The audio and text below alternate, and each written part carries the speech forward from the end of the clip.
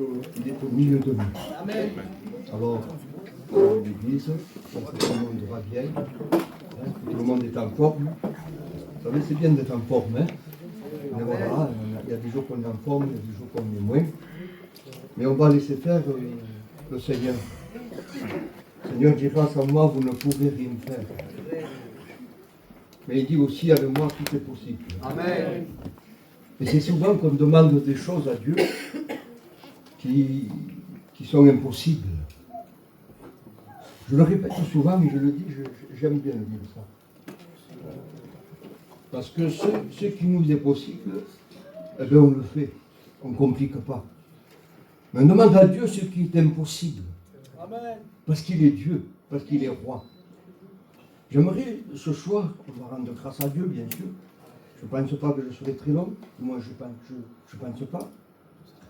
Ça dépend du Saint-Esprit et ça dépend de l'auditoire, du peuple aussi. Si vous recevez, comprenez, moi le Saint-Esprit avec moi, il donne. Alors laissons-le faire et vous allez voir, il s'est béni. Amen. Bien souvent, on se complique, on dit comment faire la réunion, comment faire. Mais lui, il sait comment qu'il faut faire. Il suffit de le laisser faire. Amen. Ne pensez pas, ne vous attendez pas à ce que je vais hurler, que je vais crier, que je vais sauter de droite, de gauche. Ne vous attendez pas à ça. Amen. Le Saint-Esprit n'a pas besoin que je fasse tout ça. Le Saint-Esprit a besoin que je me laisse conduire. Amen. Alors quand on se laisse conduire, l'Esprit Saint se manifeste. L'Esprit Saint agit et il marche au milieu de ces chandeliers et il bénit l'Église. On va parler dans l'épître de Romains. Il nous dit ceci. C'est l'apôtre Paul qu'il parle, il parle de, ça se trouve dans Romains 8, 31, je ne sais pas, ou 32. Il nous parle de l'amour de Dieu, mais l'amour de Dieu manifesté. On va le comprendre, ça. Parce qu'on peut dire quelque chose et puis n'avoir aucune manifestation de ce qu'on a dit. Mais le verset là, il est particulier parce qu'il dit, il nous parle de l'amour de Dieu, mais manifesté et accompli. Vous avez bien compris que j'aimerais vous parler sur un message de la croix, message de l'amour de Dieu. On connaît un verset, on peut le citer, le reciter, le citer par cœur. Ça se trouve dans l'Évangile, chapitre 3, verset 16. Il dit que Dieu a tellement aimé, il a tellement aimé le monde de l'humanité, qu'il a donné son Fils unique, afin que quiconque croise en lui ne périsse pas, mais qu'il ait la vie éternelle. Et ce verset, il dit que l'amour de Dieu a été manifesté. On peut comprendre que l'amour de Dieu s'est manifesté par un don. Si on ne donne pas, ce n'est pas un amour manifesté. Il a fallu que Dieu donne son Fils, son propre Fils, afin de manifester son amour. Amen. Et j'aimerais qu'on comprenne quelque chose dans la réunion, que ce n'est pas un rituel qu'on fait. Mais on comprend que c'est un amour de Dieu, on est réunis au nom de Jésus. Et ce qu'on va écouter, c'est justement ce que Dieu a donné, ce que Jésus a fait. C'est un amour de Dieu, mais manifesté. Il s'est manifesté. Vous savez, on peut faire des réunions, on peut savoir les faire. Mais s'il n'y a pas dans nos réunions la manifestation de la puissance du Saint-Esprit, ça ne sert de rien. C'est vrai. On a besoin de la manifestation de Dieu. Amen. Écoutez, ça n'a aucune importance. La position, c'est-à-dire ma position, que je sois en forme, pas en forme, fatigué ou pas fatigué, ça n'a aucune importance. J'aimerais vous dire que ça ne va pas empêcher le Saint-Esprit de m'utiliser. Amen. À la condition qu'on laisse faire le Saint-Esprit. Gardez-vous de faire des réunions par rituel. Gardons-nous de ça. On a besoin de la puissance du Saint-Esprit. Et le message, il dit que l'amour de Dieu a été manifesté. Écoutez bien.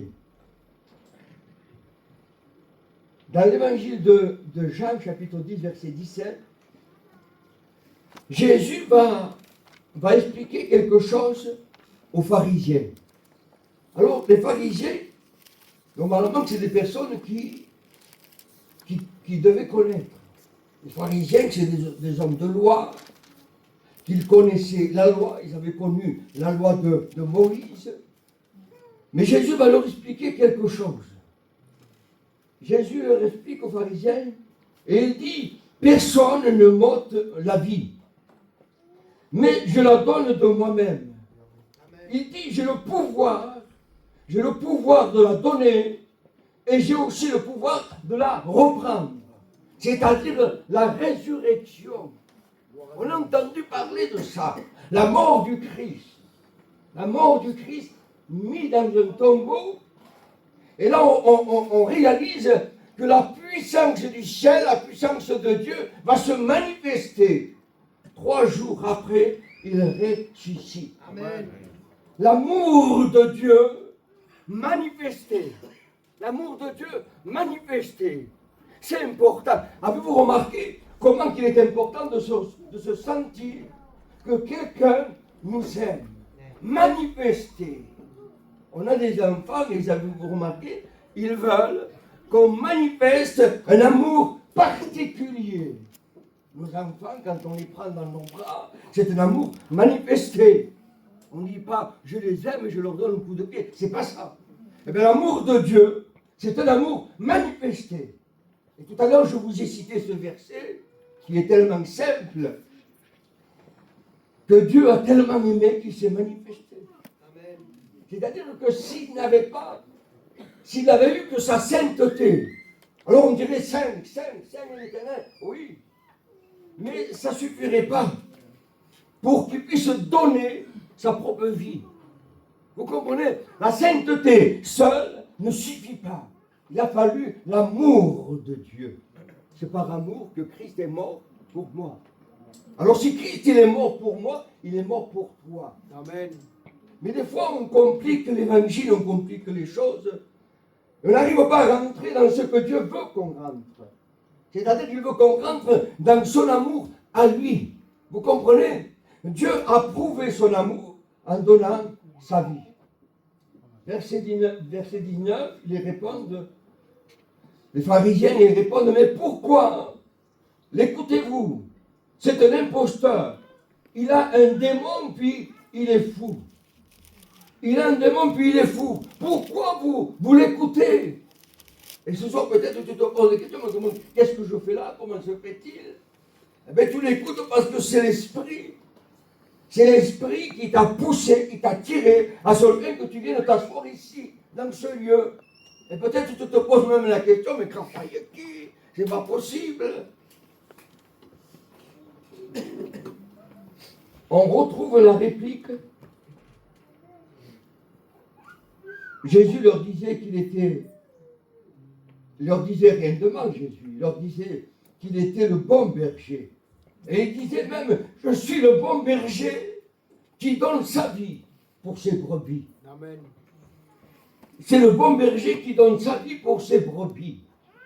Bien souvent, il y a des gens qui disent, c'est pas possible, où c'est que tu vas, je vais à l'assemblée. On dirait qu'ils vont dans un endroit où il n'y a pas de berger, on dirait qu'ils vont dans un endroit malfamé, on dirait qu'ils vont dans un mauvais endroit. La Bible, le récit nous dit qu'il est le bon berger et qui a donné sa vie pour ses brebis. Amen. Ça veut dire que, écoutez-moi bien, Jésus, il veut que tu deviennes sa brebis. Amen. Vous allez dire, mais une brebis, c'est pas grand chose. Oui, mais remarquez, une brebis, c'est pas méchant. Une brebis, c'est pas un éléphant. Une brebis, c'est pas un lion. Une brebis, c'est une brebis. Une brebis, c'est tout. Eh bien c'est ça, il a donné sa propre vie pour justement qu'on devienne des brebis, c'est-à-dire qu'il y ait la douceur de Jésus-Christ. Amen. On continue, on trouve la même réplique expliquée par Pierre et aussi par Paul. Acte 2, 22. Il dit, hommes israélites, écoutez ces paroles. Ça veut dire écoutez ces paroles, hommes israélites, ça veut dire vous êtes des experts. Alors il vient vers eux, Paul il vient vers eux, et il leur explique, il leur dit, voici, Jésus, c'est réellement le Messie. Et il dit, vous devriez être des experts. Alors écoutez, essayez de réfléchir un petit peu. Ça fait combien de temps que tu vas à la réunion? Combien de temps que tu as écouté le premier témoignage? Où quelqu'un est venu vers toi et qui t'a parlé, qui t'a dit que Jésus, il est mort et qu'il est ressuscité. Combien de temps? Et combien de temps tu vas rester sans aucune réaction? Alors tu viens à la réunion, puis tu en restes là. J'aimerais te dire quelque chose, écoute-moi bien. Jésus, il est mort pour toi et il est ressuscité. Amen. Et il dit, écoutez ces paroles, il dit, les hommes de Dieu. Cet homme que vous avez crucifié, voyez, il leur dit aux pharisiens, cet homme que vous avez crucifié, et à partir de là, le ton va changer, le ton va monter. À partir qu'il dit, cet homme que vous avez crucifié. Alors tout à l'heure, je vous ai dit, vous savez pourquoi Jésus, il est mort? Il est mort pour mon péché. Amen. Il est mort pour toi, il est mort pour que tu sois sauvé. Amen. Et toi, tu compliques les choses, tu compliques. C'est vrai. Tu voudrais quelque chose de particulier, quelque chose. C'est vrai que Dieu, il donne, Dieu, il remplit du Saint-Esprit. C'est une grande vérité. La première des choses qu'il réclame de toi, c'est que tu compliques rien et que tu lui donnes quelque chose de particulier, c'est-à-dire ce qui se trouve au niveau de ton cœur. Il ne veut pas ton argent, il ne veut pas des tonnes de consécration, c'est pas ça qu'il te réclame. Il réclame ton cœur. Amen. Un verset, il dit, mon fils, ma fille, donne-moi ton cœur. Alors toi tu dis, je ne peux pas, parce que j'ai le péché, parce que il y a le diable qui m'empêche, puis il y a des liens, il y a des choses, je ne peux pas. Oui, mais c'est tellement simple l'évangile. La Bible, écoutez-moi bien, il nous dit qu'on doit venir vers Jésus tel qu'on est. On vient tel qu'on est. Si on essaye de se transformer, j'irai à la réunion quand tout ira bien, j'irai à la réunion quand je serai parfait, tu vas attendre longtemps, tu vas attendre que Jésus revienne. Amen. Mais quand Jésus, écoutez-moi bien, quand Jésus revient, ça sera quelque chose de terrible, quelque chose de glorieux pour nous, mais quelque chose de terrible pour ceux qui vont rester ici. Quand Jésus revient, le premier point, qu'est-ce qu'il fait? Je vous le dis en passant, quand Jésus revient, le premier point, il prend son Église. Il a donné sa vie, il a donné son Fils, il a donné sa vie pour l'Église. Vous comprenez, c'est pour l'Église qu'il a donné. Alors si toi tu restes à l'extérieur, quand lui revient, tu resteras à l'extérieur. C'est à l'intérieur que ça se passe. C'est à l'intérieur que ça se produit. Il est le Fils du Dieu vivant. C'est important que ça, de donner votre vie à Jésus-Christ. Alors écoutez-moi bien, ne dis pas, je verrai plus tard. Parce que tu verras rien du tout plus tard. Parce que plus tard, ce sera trop tard. C'est vrai. Quand il vient, je redis, quand il vient dans les nuées du ciel, quelle gloire. Je ne sais pas comment exactement, ça va se produire. Je ne sais pas si les ténèbres vont venir, je ne sais pas. Je pense qu'il y aura quand même un bruit fort. Mais quand il reviendra là, dans les nuées du ciel, là, il dit que l'Église, écoutez-moi bien, l'Église part dans les nuées du ciel. Elle s'en va. Mais écoutez-moi bien, c'est après. C'est après que le jeu va jouer. C'est après que le grand jeu va jouer. Parce que quand l'Église est enlevée, il y a quelque chose qui va se produire. Écoutez-moi bien. Et la terre va rentrer dans la grande tribulation. Ça veut dire qu'elle va rentrer dans la grande tribulation. Ça veut dire que sur la terre, il y aura la bête, il y aura le faux prophète, et il y aura l'antichrist. Et ces trois-là, ça va être trois compères qui vont mener la barque, qui vont donner la direction. Celui qui voudra vendre, acheter, il ne pourra pas la faire sans qu'il ait la marque de la bête. 6, 6, 6. Je fais peur à personne. Mais la Bible nous déclare, il nous dit que Jésus est venu sur la terre. Il est venu comme un simple homme. Il est venu pour mourir sur la croix. Il est venu à ce fin que tu sois sauvé. Alors ne fais pas l'ignorant de Jésus-Christ. Ne fais pas l'ignorant sur la parole de Dieu, parce que tu sais, tu connais. Laisse-le faire. Et c'est lui qui va te donner. Encore un petit peu. Hein? Dieu l'a ressuscité. Il ne pouvait pas être retenu par la mort, Jésus. C'était pas possible. Amen. La mort ne pouvait pas le retenir. Amen. Il disait, les pharisiens, les scribes, ils disaient, mais qu'est-ce que tu dis là? Tu dis que tu as vaincu la mort, tu dis que... Mais qu'est-ce que tu es en train de dire? Et les pharisiens vont dire, Abraham, il est mort. Et toi, tu dis que si quelqu'un... Toi, tu ne mourras jamais. C'était quelque chose d'impensable pour eux. Ça ne pouvait pas se faire. Mais écoutez-moi bien. Il disait, comment dit-il ces choses, les pharisiens disaient, comment peut-il dire ça? Et Paul, écoutez-moi bien, Paul va comprendre d'une façon particulière. On trouve dans les épîtres, il comprend d'une façon particulière, d'une manière merveilleuse, il pose la question, il s'adresse à la mort. Écoutez-moi bien, quand il a compris ça, Paul s'adresse directement à la mort. Et il lui dit, ô mort, il lui pose la question. Il s'adresse à la mort et il dit, ô mort, où c'est qu'il est ton aiguillon? C'est-à-dire où c'est qu'elle est ta force? La mort, elle répond, elle dit, ma force, c'est dans le péché. Et le verset, il dit que le salaire du péché, c'est la mort.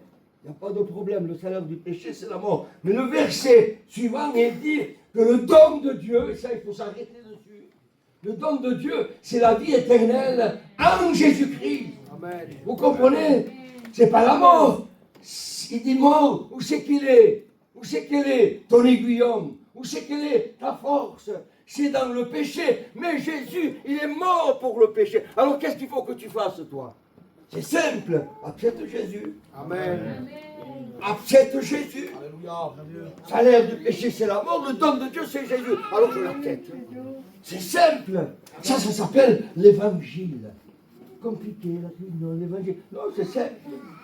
Jésus est mort pour toi. 3 jours après, il est ressuscité. Tu acceptes Jésus. Quand Jésus revient, tu pars à l'enlèvement et tu pars dans la gloire de l'Éternel. Après, il va se passer des choses terribles. Des choses terribles. Mais toi, si tu viens à Jésus, si toi, tu rentres dans l'église, tu n'es plus concerné. L'église n'est pas concernée par la grande tribulation. L'église n'est pas concernée. Elle part à la rencontre de Jésus-Christ. Amen. Encore un petit peu.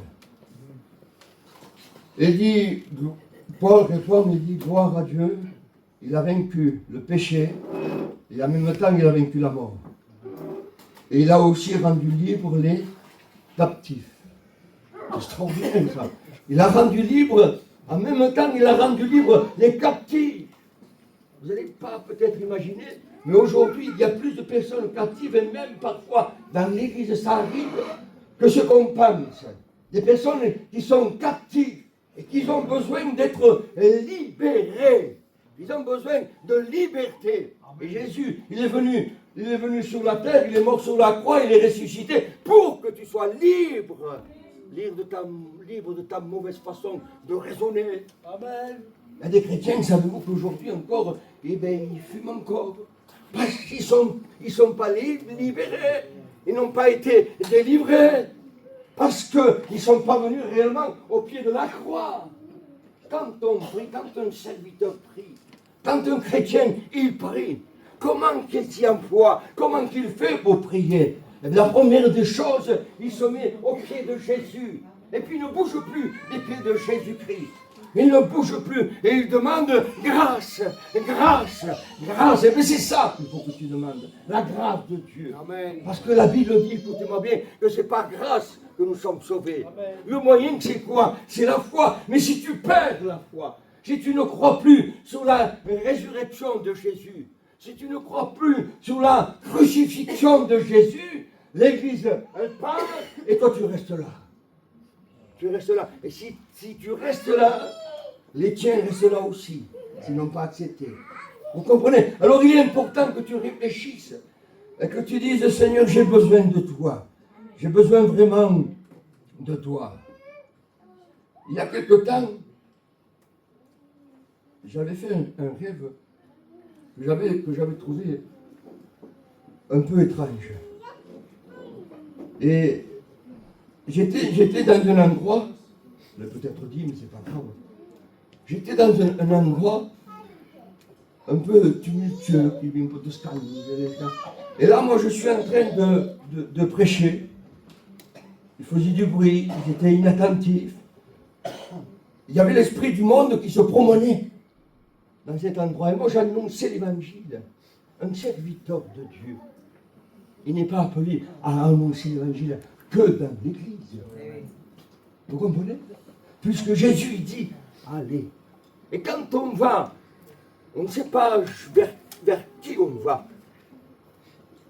Devant qui on va.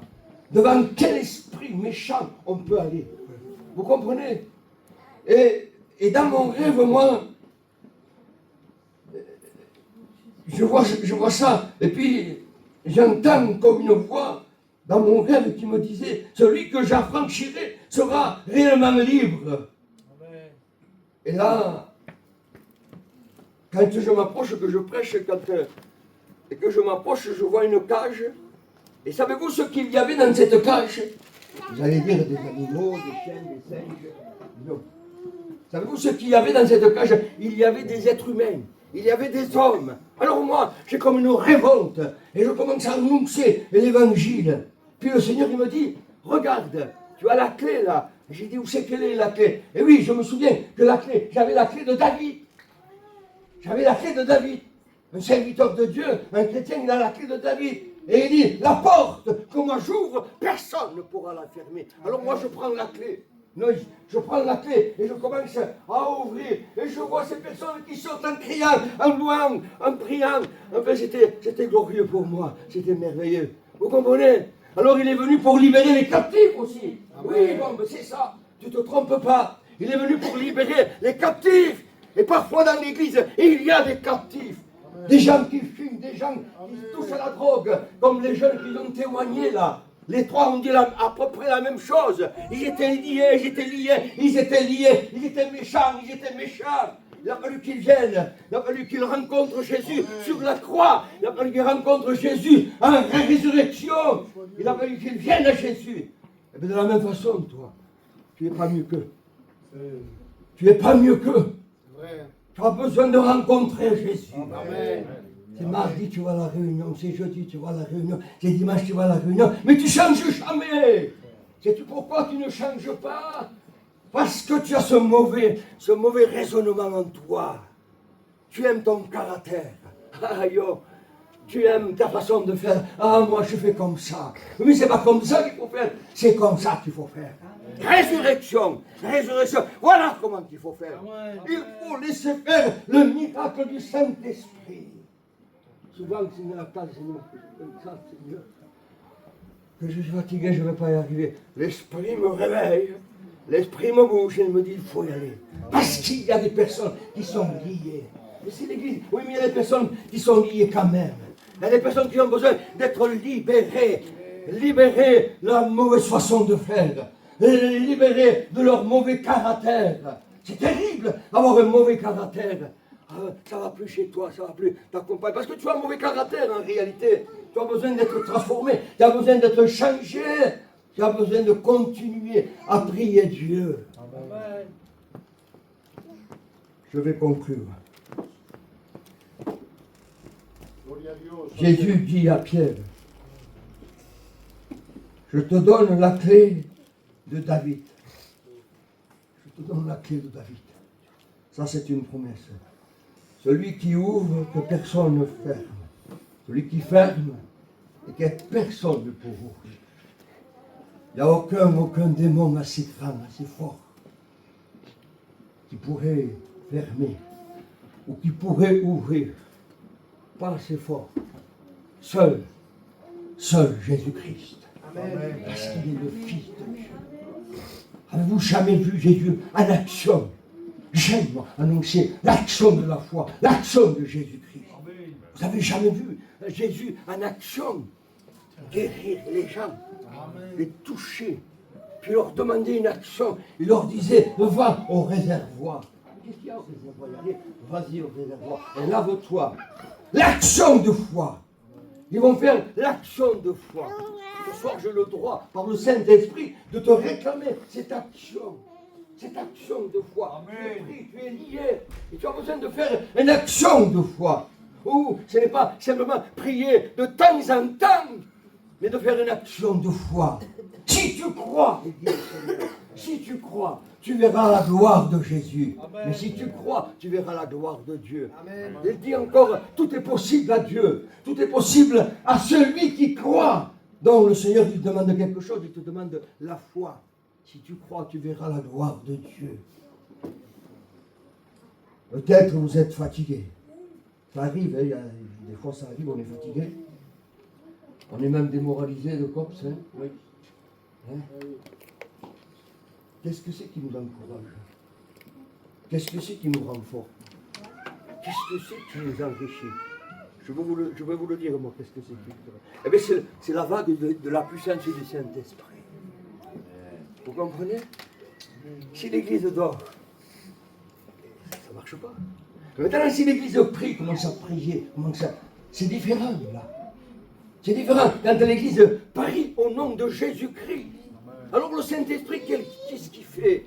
Il a été donné, le Saint-Esprit, oui ou non? Il a été donné. Alors s'il a été donné, il descend dans l'église, il descend au milieu de son église. Et ça commence à animer. J'ai horreur d'une église qui dort, d'une église qui ne prie plus, d'une église qui ne témoigne plus, d'une église qui ne fait plus. Peut-être c'est possible que tu sois découragé. C'est possible. On peut être un prophète. On peut être un prophète et être découragé. Ça arrivé des maintes fois. Ça arrivé. On peut être prophète, on peut être apôtre, on peut être un serviteur, on peut être un bon chrétien et être découragé. C'est ce que tu vis là. C'est ce que tu vis. Parce que le diable, il t'a découragé. Il t'a dit, arrive à la page. Il t'a dit, tu n'y arriveras pas, jamais de la vie. Tu arriveras, toi. L'autre peut-être, il arrivera. Mais toi, jamais de la vie, tu arriveras. Alors souviens-toi de quelque chose. Souviens-toi de ce que Dieu a fait. Il a donné. Pourquoi Dieu a donné? Il a donné pour toi, il a donné son Fils. Maintenant, toi, qu'est-ce que tu vas faire de son Fils? Tu peux l'accepter, c'est glorieux. Tu peux accepter l'évangile, c'est merveilleux, mais si tu le rejettes, comment feras-tu pour être sauvé? Dieu a tant aimé qu'il a donné. Et maintenant, toi, je ne sais pas comment tu t'appelles, ma soeur, mon frère, mais toi, est-ce que tu vas l'accepter ou est-ce que tu vas le rejeter? Possible.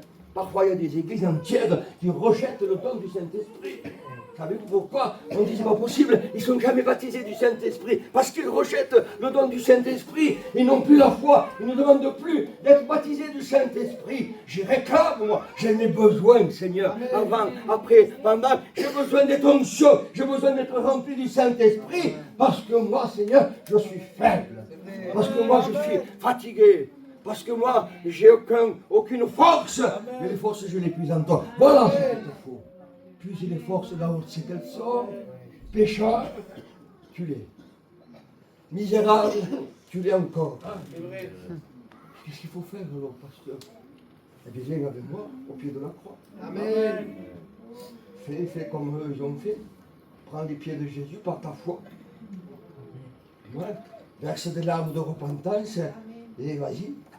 Approche-toi de Dieu, il s'approchera de toi. Amen. Et la foi, je t'en supplie. Et la foi. s'il y a une chose qu'il redoute, c'est que tu perdes la foi. Parce qu'il sait que si tu prends la foi, si tu as la foi, tu vas devenir un redoutable. Un redoutable.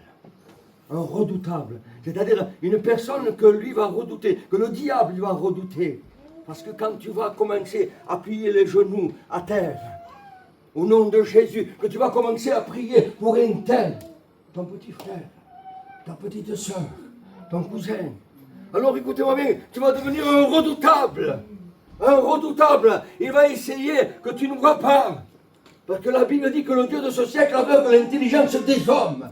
Pour qu'ils ne voient pas briller les splendeurs de l'évangile de Jésus-Christ. Dieu est mort pour toi, il est ressuscité, mais toi tu ne vois rien.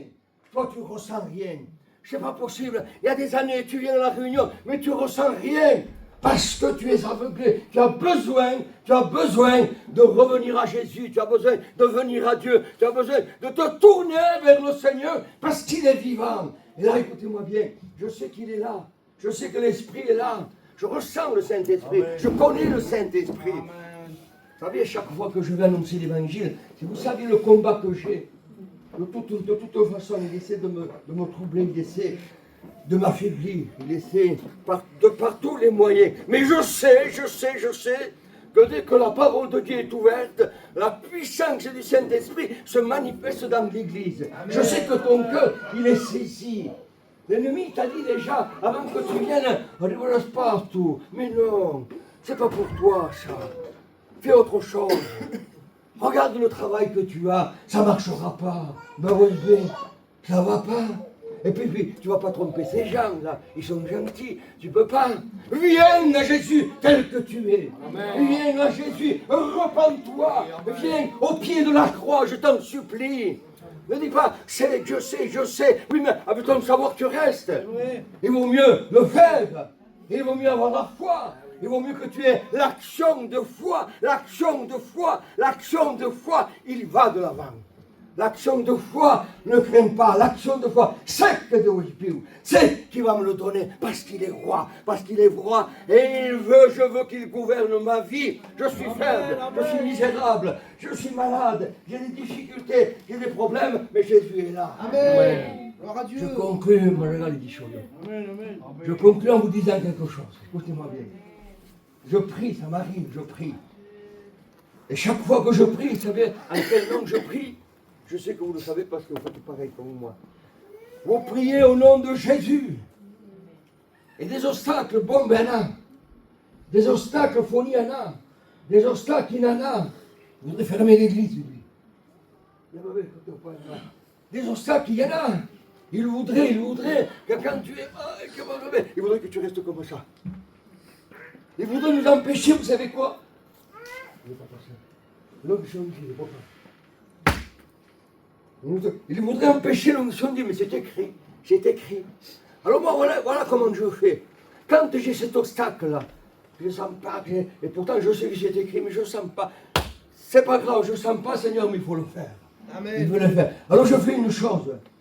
Je m'adresse, quand c'est comme ça, je m'adresse directement à l'obstacle.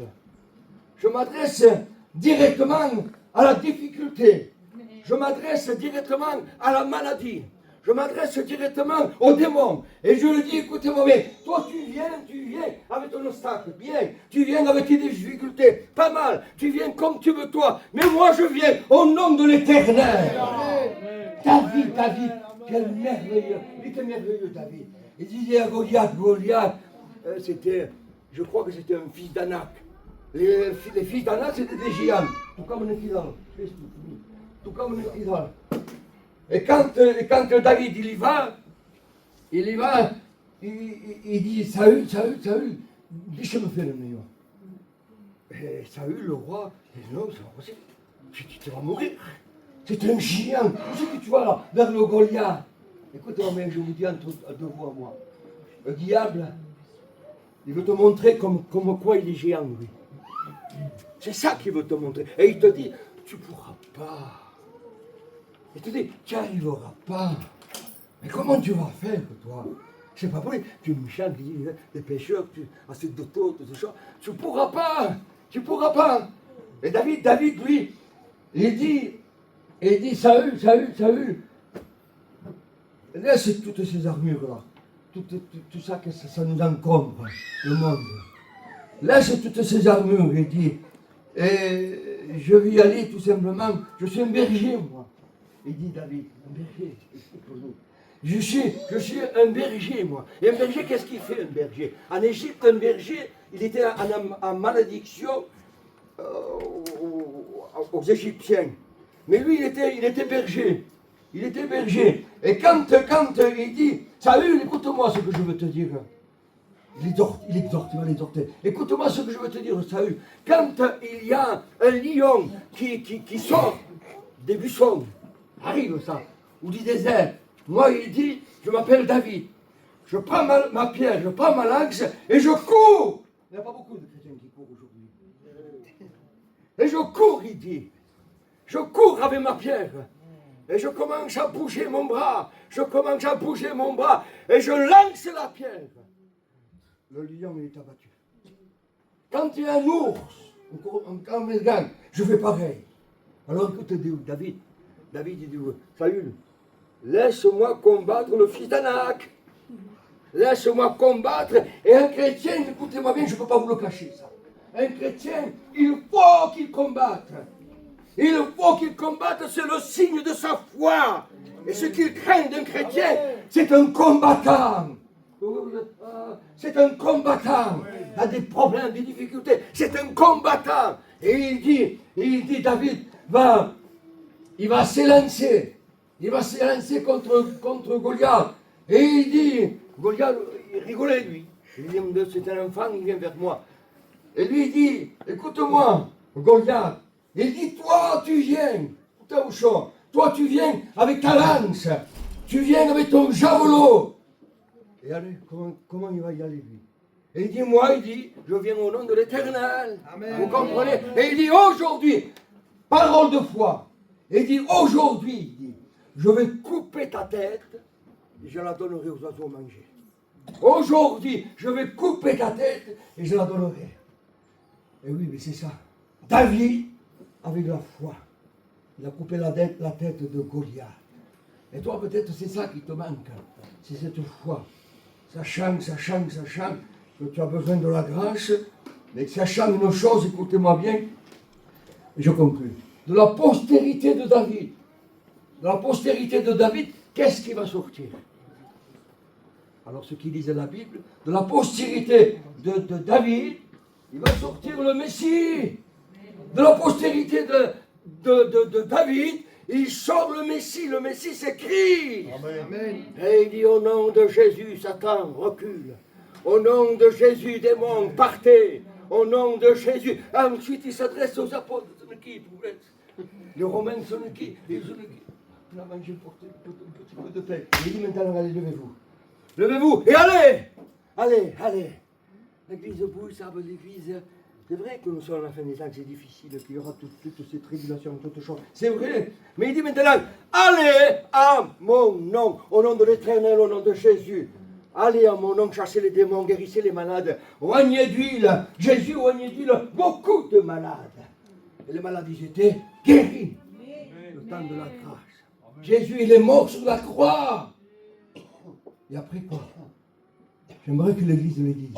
Jésus est mort sur la croix et il est ressuscité. Jésus est mort sur la croix, il est ressuscité. Amen. Il est mort et il est ressuscité. Et quand je l'invoque, quand je prie quoi? Je prie qui? Je prie le ressuscité. Il n'est pas mort, il est ressuscité. Alors Satan, t'as intérêt à reculer. Au nom de Jésus, obstacle, t'as intérêt à reculer. Au nom de Jésus, des difficultés des problèmes, t'en as, des infirmités, il y en a, c'est vrai. Mais écoutez-moi, au nom de Jésus-Christ, Jésus a été crucifié et il est ressuscité. Il est mort pour moi et il est mort pour l'Église. Amen. Alors ne dis plus, je t'en supplie, j'ai horreur d'entendre ça. Ne dis plus, je ne pourrais pas être une chrétienne, je ne pourrais pas être un chrétien, j'arriverai pas. Le péché m'envahit, le péché me lie. Ne dis plus ça, c'est fini ça. Au nom de Jésus-Christ, par l'autorité du Saint-Esprit de Dieu, Par l'autorité du Saint-Esprit de Dieu, tu as besoin de Dieu. Amen. L'Église, écoutez-moi bien, les jeunes, les frères, arrêtez de dormir. Amen. Cessez de dormir. C'est vrai. Réveillez-vous. Jésus est vivant. Formons des chaînes de prière. Oui, Seigneur. Parce que nous sommes à l'intérieur. Mais à l'extérieur, il y a des personnes qui, s'ils ne viennent pas, s'ils n'arrivent pas, ils vont rester là. Et Jésus dit, allez. Alors, allons-y. Commençons par prier, commençons par invoquer, commençons par intercéder. La prochaine fois, je vous parle de l'intercession. Force. De la divinité, l'intercession. Alors, au nom de Jésus, Église, je vous en supplie, les membres de la famille, des personnes, je vous en supplie, ne baissez pas les bras. Donnez-vous à Jésus-Christ, n'hésitez pas. Il y en a qui vous ont dit, c'est mieux ne pas y aller, c'est mieux, c'est faux. C'est mieux venir à Jésus tel que vous êtes. Amen. C'est lui, le travail, l'action, c'est lui qui le fait. Il changera votre vie, transformera votre cœur. Il est capable d'accomplir des signes, des miracles dans l'Église. Si on y croit. Si on croit, on verra la gloire de Jésus-Christ. On va baisser nos têtes.